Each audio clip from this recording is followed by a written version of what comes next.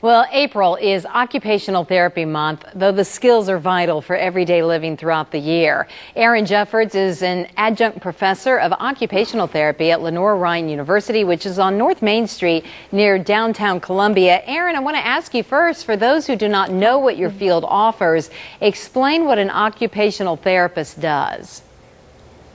Hi, Dondi. Yes, so an occupational therapist, we are the profession that really helps people participate in meaningful occupations, and we also are skilled at helping people modify their homes to age in place and prevent falls. So that's why I wanted to come on today to talk about fall risk prevention and home modification. A lot of people think, Erin, that falls are just a normal part of aging. You disagree. Why so? Well, actually, it's the evidence per the Centers for Disease Control and the National Council on Aging. They actually have reported that falls are the #1 cause of hospitalization over the age of 65. Every second in the United States, an older adult falls. However, falls are not a normal part of aging. So if you are falling, if you are an older adult here in the Midlands and you are falling, I do encourage people to kind of report that to their caregiver, their physician, their loved one, because it is not a normal part of the aging process. Erin, I know you want to show our viewers 5 main aspects of occupational therapy. You have 5 cost-effective strategies that older adults can do to reduce their risk of falls and age in place. So let's begin with lighting. Talk about that one. Yes. So with lighting, the first thing we want to do is just illuminate the space. So I always like to encourage people, open your blinds, open your curtains.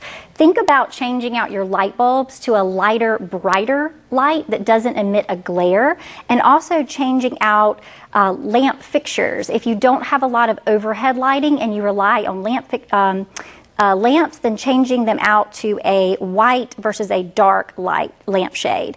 Also, night lights are great to have at night, and also these are great with the little remote control.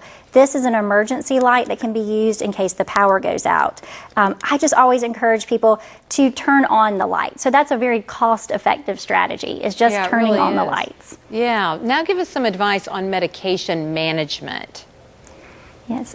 So as an occupational therapist, we are the ones that help people go over medication management, and a lot of it is just strategies in place to remind people to take their medication. So we can use simple things as a pill reminder or a dry erase board. I also really like smart devices like the Amazon Alexa. A lot of the seniors here that I've worked with in the Midlands have used this to remind them throughout the day to take their medication. And if you are having any side effects from medication, lightheadedness, dizziness, I always really encourage the seniors that I'm working with to advocate for themselves and to report all of those symptoms to their primary care physician or their pharmacist. Good advice. And Erin, I guess the 3-inch or 4-inch stilettos are not a good idea. So what should we know when it comes to proper footwear? So I always tell the people I'm working with, we don't have to trade, fashion for function, but we do want a shoe that does cover the whole foot. We want something that actually, versus a slip-on shoe or a shoe that doesn't have any traction or tread on the bottom. We want to make sure that the shoe is also proper fitting. It's not just the correct shoe. It's also that the shoe is a proper fitting shoe. It's not too large. It's not too tight. And if you have any lower body swelling or edema, that's something you also want to report to your physician, and you may have to think about getting a different size shoe than you normally have worn in the past. Well, Erin, what about adaptive equipment? What can you tell us when it comes to that? Yes.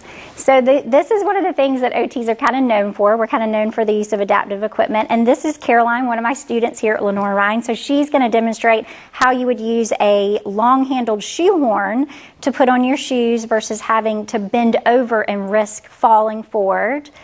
And then we also like to encourage the use of a grabber. This is great if you drop something in your home or your environment. So Caroline's going to demonstrate how, she would pick her sock up off the ground.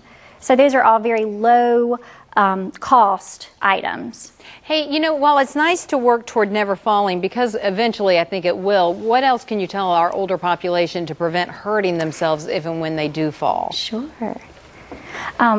Well, we have a couple of different things. We have an elevated toilet seat that people sometimes also leading to the equipment, and grab bars, the use of grab bars in the home. So Caroline's going to demonstrate those. And then we also have a shower chair is also a great benefit for somebody to have. And then the installation of grab bars can be horizontal, they could be horizontal or vertical. And Caroline's going to demonstrate that as well. I also recommend Dondi for equipment. This is adhesive tape that I like for people to use in the shower. It just gives a little bit of tread and traction in the shower, and you can purchase something like this at Lowe's or Amazon, and you can just pull it up and clean it if you need to. All right, Erin Jeffords at Lenoir-Rhyne University there on North Main Street. Thank you so much, Erin. I'm going to put your contact information on my Facebook page when I post this interview later today, because I know a lot of people would like to be able to get in touch with you to learn more and to see what you have to offer. Erin, thank you so much for being with us on Midday. Thank you. I appreciate it.